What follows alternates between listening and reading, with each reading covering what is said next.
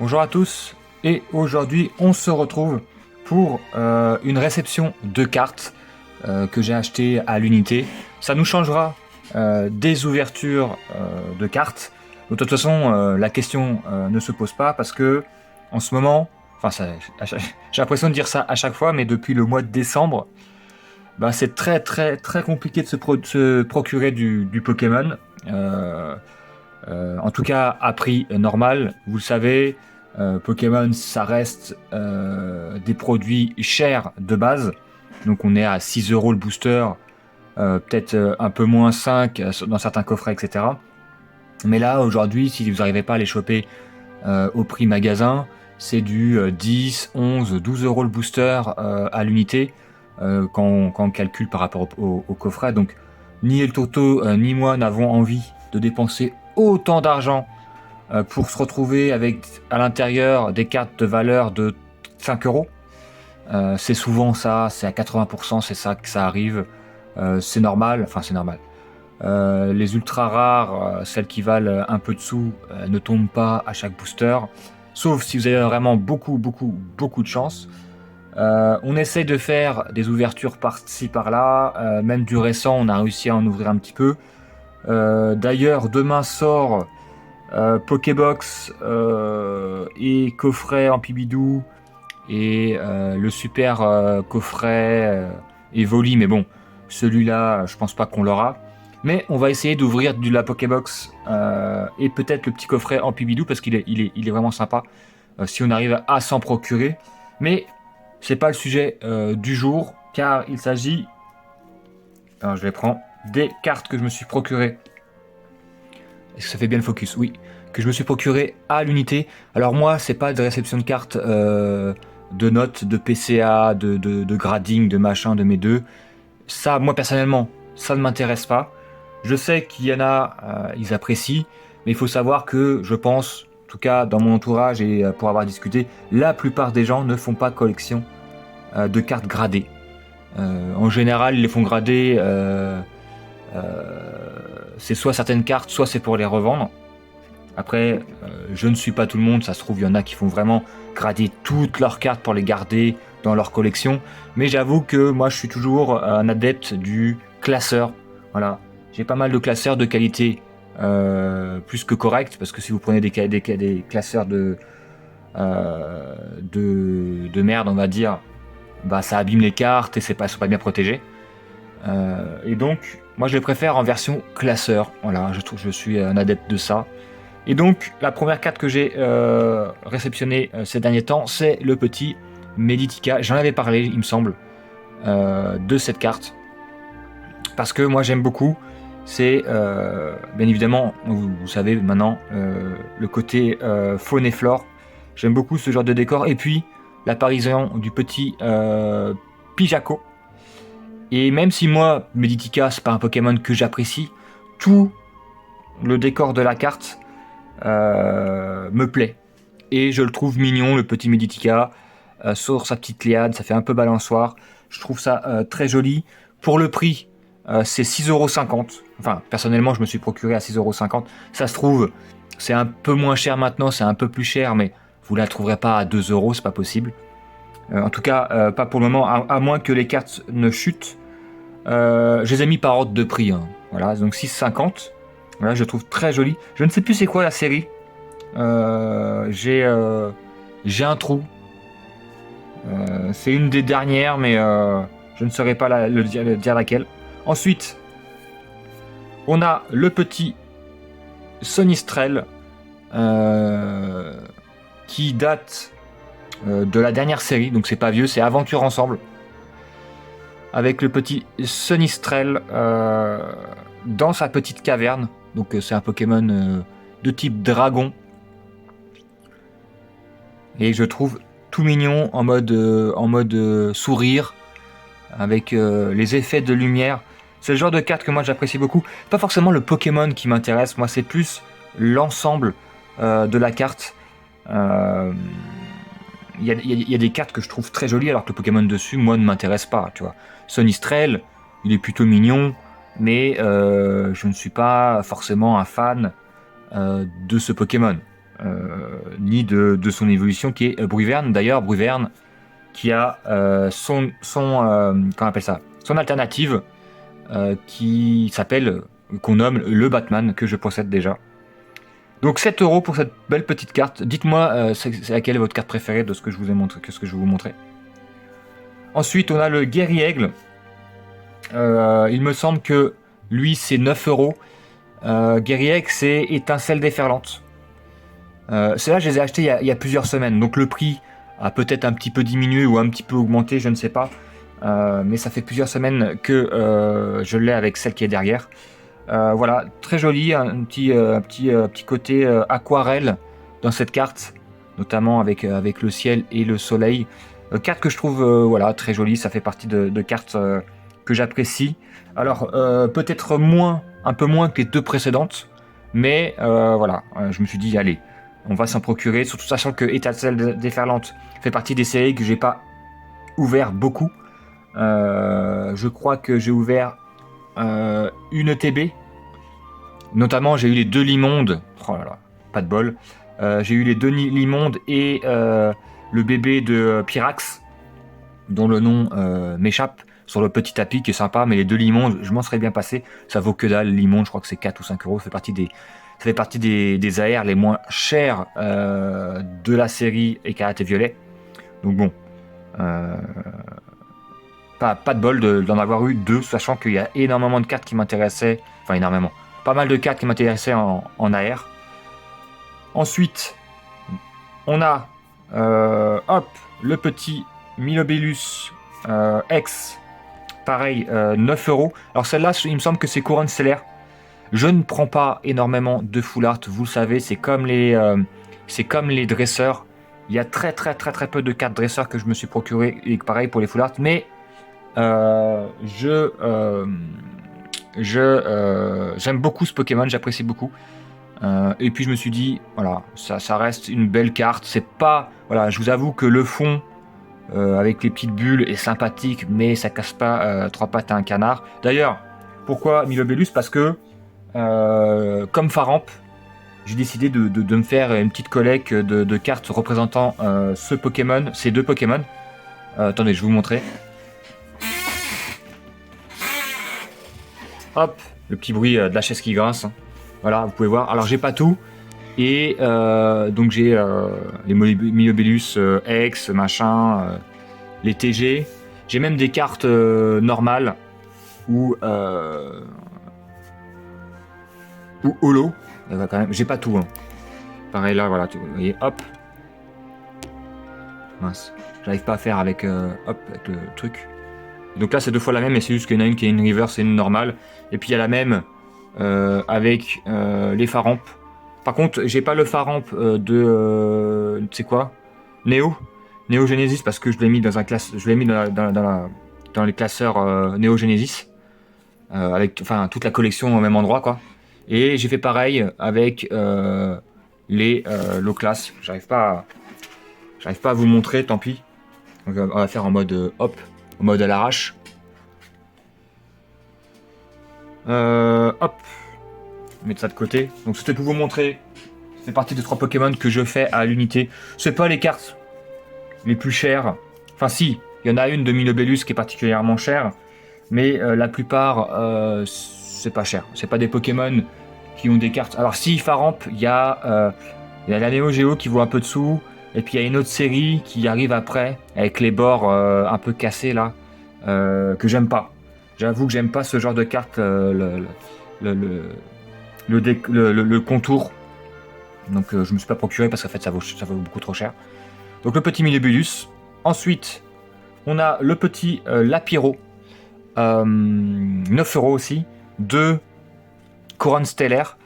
Il n'y a pas énormément de cartes qui m'intéressent dans couronne stellaire, mais je trouve qu'il y en a qui sont très jolies. Notamment le petit Lapiro. Il y a aussi le Bulbizarre et le Carapuce qui vont avec le Salamèche qui était en carte promo de Flamme Obsidienne, si je ne dis pas bêtise, dans les ETB.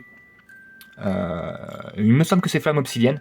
Et donc, je sais pas pourquoi, 4 séries plus tard, ils se décident de les mettre dans Couronne Stellaire. Écoutez, tant mieux, parce que sinon Couronne Stellaire aurait eu un manque flagrant de belles cartes, mais il y a quand même des petites cartes vraiment sympathiques, dont la Pyro que je trouve très jolie. Ça fait partie des starters que j'aime pas trop, moi, la Pyrobut. Je trouve que c'est pas trop ma cam. De la 8G, moi c'est plus Brindibou. Brindibou et ses évolutions, même si le deuxième est pas top, la première évolution je veux dire. Gorithmique est plutôt stylé. Mais c'est vrai que la ligne évolutive du starter feu est pas folle. Mais franchement, regardez. Ce petit Lapiro dans la neige avec... Hop. Il joue au petit foot. Franchement, je trouve ça très stylé. Donc je me suis à procurer, bien évidemment. Ensuite, on a la Rubombelle de... Oula, j'ai spoil. Deux aventures ensemble que je trouve très très jolies. Alors d'habitude j'attends pour me procurer des séries qui viennent de sortir. Bon après c'est vrai qu'Aventure Ensemble date de quand c'était fin mars, c'est ça? Je sais plus où j'habite. Et donc d'habitude j'attends un peu plus, mais là je me suis dit Rubombelle, ça fait partie des cartes que je trouve extrêmement jolies avec la dresseuse. Et celle-là, je l'ai eu à 11 €. Donc je me suis dit, franchement, je pense que c'est le genre de carte qui peut augmenter. Alors ça se trouve, je me trompe. Hein. Mais je me suis dit, allez, je me la procure. 11 €, je pense que c'est un bon prix. Je crois que là, actuellement, elle tourne autour de 14 € si je dis pas de bêtises. Alors bien évidemment, les cartes Pokémon, ça fluctue. Des fois, ça baisse un peu, des fois, ça augmente un petit peu. C'est rare que ça augmente de fou ou que ça baisse de fou, c'est possible. Mais là, le truc, c'est que je me dis que cette carte peut augmenter. Après, si vous voulez attendre, vous pouvez attendre parce que là, on va arriver dans les mois un peu creux d'un Pokémon. C'est-à-dire que, en général, quand arrive l'été, fin juin, juillet, août, c'est là où vous pouvez faire des petites affaires en termes de cartes parce que les prix baissent. Alors, pas tous les prix, mais globalement, les séries récentes baissent à l'unité, je parle. Je parle pas en scellé. Scellé, c'est devenu trop compliqué pour faire une analyse, pardon. Mais je me suis dit que celle-là est vraiment très jolie, le petit Rubombelle. Ça fait partie des cartes des Pokémon insectes que j'apprécie. Avec les petites fleurs autour, plus le petit vase. Franchement, avec ce petit reflet, je trouve cette carte très jolie d'aventure ensemble. Alors c'est pas... Attendez. C'est peut-être pas ma préférée, c'est difficile de dire si c'est ma carte préférée ou pas, faudrait que je regarde la série dans son ensemble. Mais c'est vrai que ça fait partie des cartes que je préfère de la série. Donc 11 € pour ces petites cartes, que je trouve très jolies. Enfin, de toute façon, toutes celles que j'ai prises, c'est parce que voilà, elles font partie des cartes que j'apprécie. Celle-là, si je dis pas de bêtises, la Zeraora est à 17 €. Cette carte stagne un petit peu. Moi, j'avais peur qu'elle augmente parce que Zeraora. Mais au final, cette carte a varié, je crois, entre 15 et 22 € pendant la sortie de la carte. Mais d'ailleurs, El Turto a réussi à l'avoir, a réussi à la dropper. Mais je la trouve pareil, je la trouve très sympa. C'est juste que c'est vrai que le décor, c'est pas trop ma cam parce qu'en fait, c'est juste un effet. C'est pas un décor bien, comment on appelle ça, j'ai pas le mot, mais je vais vous montrer. Hop, bien détaillé, voilà, excusez-moi. Voilà, par exemple, celle-là, elle est vraiment très très bien détaillée. Celle-là, elle est beaucoup moins détaillée, mais je trouve que la posture du Pokémon est assez originale, plus les effets d'électricité, pardon, parce que bien évidemment, Zeraora est un Pokémon électrique, et c'est vrai qu'elle est plutôt jolie, même si ça fait pas partie des cartes que je préfère de celles que j'ai réceptionnées. Et ensuite, on a, je crois que c'est la dernière en français. Hop là, le spoiling. Le spoil.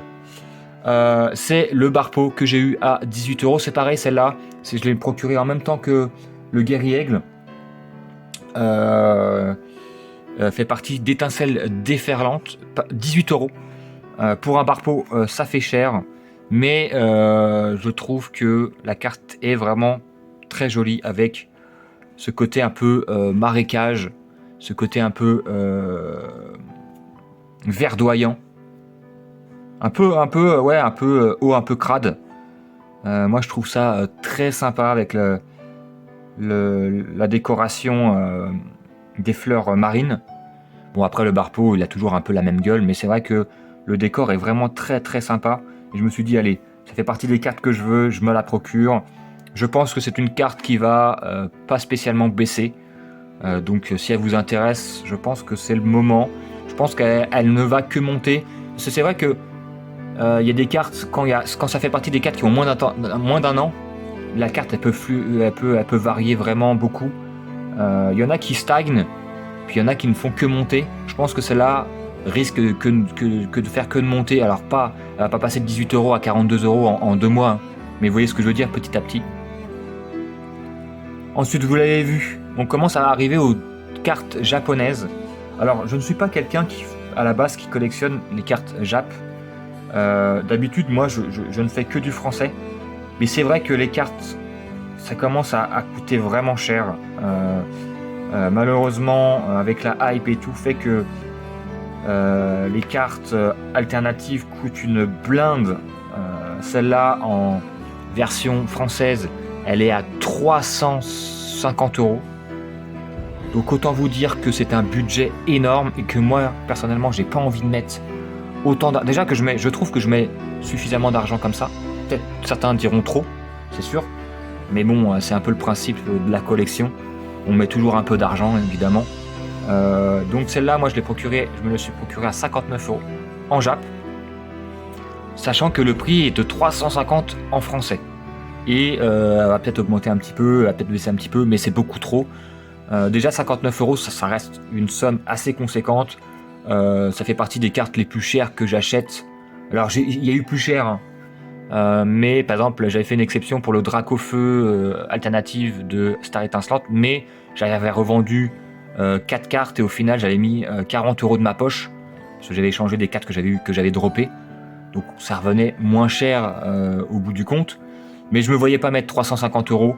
Moi, je la trouve très jolie, cette carte. La Mentali, c'est peut-être probablement ma carte préférée d'évolution prismatique. Vous connaissez mon avis sur cette série.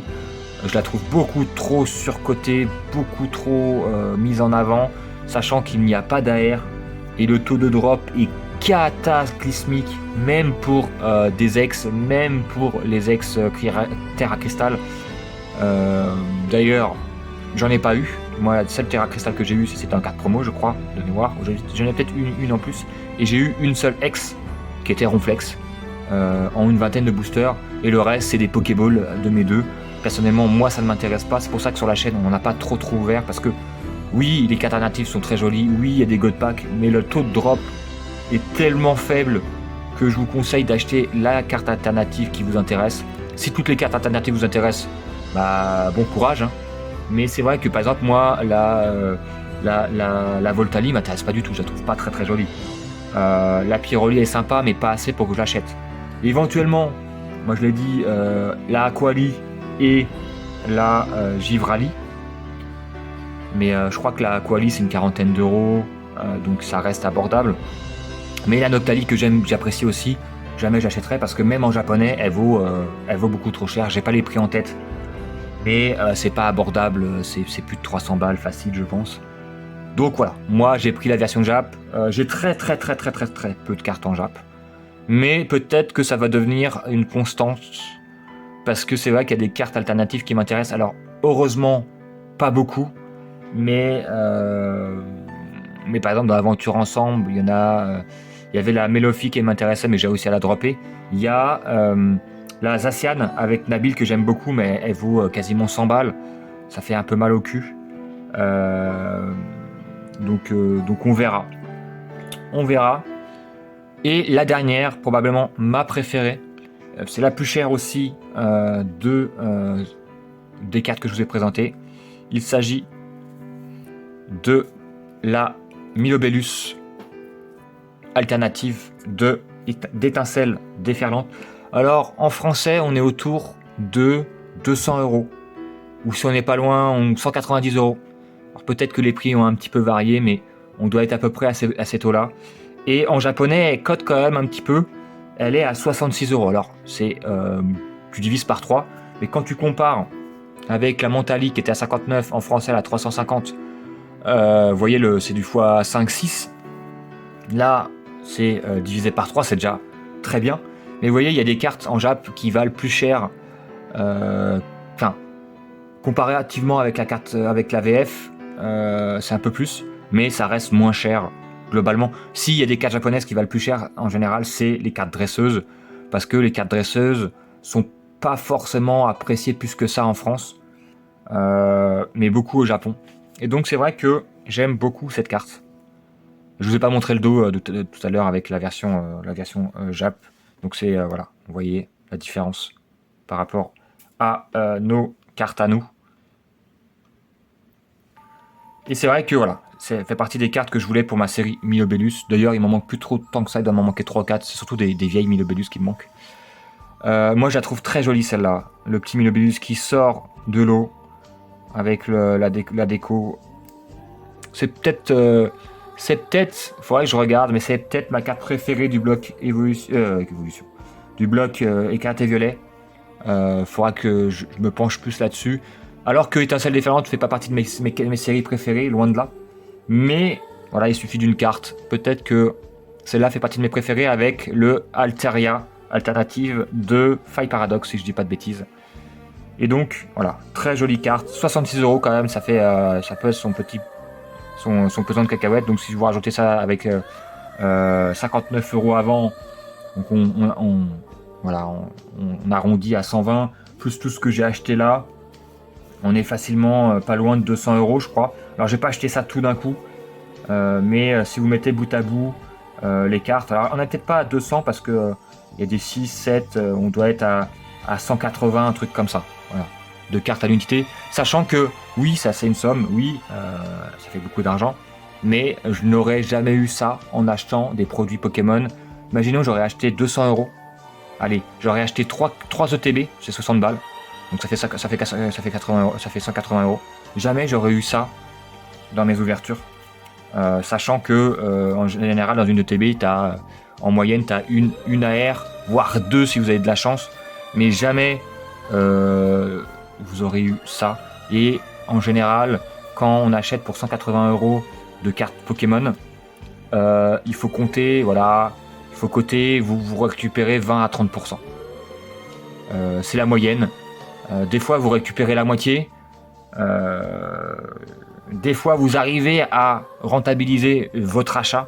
Mais c'est extrêmement rare. On l'a vu sur la chaîne, j'avais fait des fois des vidéos. Et la plupart du temps, vous récupérez 20-30% de la marchandise.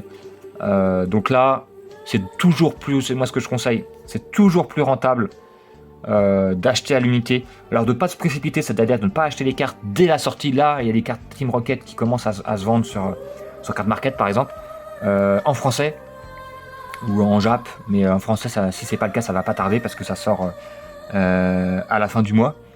Les prix sont beaucoup plus élevés, hein. Beaucoup plus élevés. C'était pareil pour la version Jap. Je sais que par exemple le Sulfura alternatif a baissé, le Zostanfer a baissé en version Jap. Donc je vous conseille pas d'acheter dès la sortie, même avant. Je vous conseille d'attendre 3 semaines, 1 mois. Alors oui, il y a des cartes qui vont augmenter, mais la plupart vont baisser à 80%. Donc voilà, je vous conseille d'attendre. Et c'est vrai que avec la hype Pokémon, franchement, achetez l'unité parce que même si les alternatives restent très chères, la plupart des cartes, vous avez vu là, la plupart des full art, les full art, maintenant ça va de 3 à 10 €, la grande majorité des cartes. Les AR, ça va de 5 à 20 € en majorité. Pareil, bien évidemment, il y a Carapuce et Bulbizarre qui sont à 40-45 €. Mais c'est beaucoup plus rentable de faire ça à l'unité. Ouvrez un petit peu pour vous faire plaisir.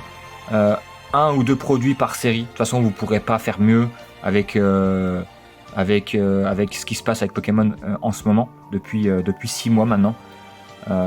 Donc ouvrez un petit peu pour vous faire plaisir. Nous, je vois par exemple pour Aventure Ensemble, je suis à une dizaine de boosters. C'est un truc que j'avais jamais fait avant. Avant, avec El Tourteau, on tournait à peu près à une trentaine de boosters par série. Plus ou moins si la série nous plaisait. Mais là, Aventure Ensemble, on n'a pas eu beaucoup. On a réussi à choper des petits trucs par-ci par-là, mais ça vaut tellement cher. Il y en a plein à la revente, hein. Le stock sont énormes. Énormes. Regardez sur la plateforme Vinted, eBay, Card Market, il y a énormément de stock. Mais les prix, genre les ETB Aventure Ensemble, c'est au minimum 90 euros.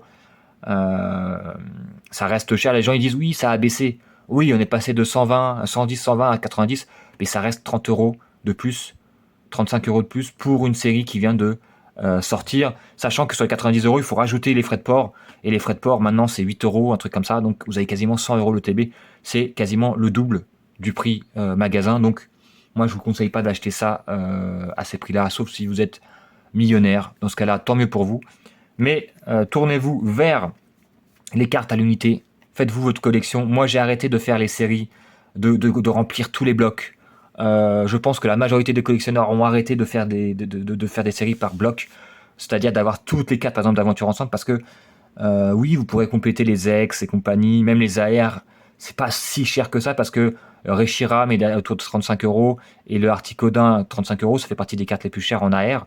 Mais les alternatives, la moins chère, elle doit être à 50. La plus chère, elle est à 200. Ça coûte beaucoup, beaucoup trop cher. Et en plus, il y a trop d'ultra rares par rapport à, par exemple, quand moi j'avais XY, où tu en avais une vingtaine. Voilà. Collectionnez les cartes qui vous font plaisir, les cartes que vous trouvez jolies. Pas forcément celles que vous trouvez. Ceux celles qui ont la hype. Moi, il y a des cartes que je trouve qui sont chères et je les trouve pas si jolies que ça. Ça vaut pas le tarot. Après, les goûts, les couleurs, c'est selon. Sur ce, on se laisse là. On va peut-être réussir à choper un petit coffret là ce week-end. Il y aura peut-être une ouverture d'un coffret aventure ensemble, le Ampibidou. Mais sinon, je vous donne rendez-vous à la prochaine.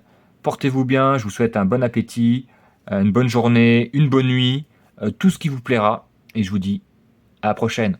Ciao, ciao.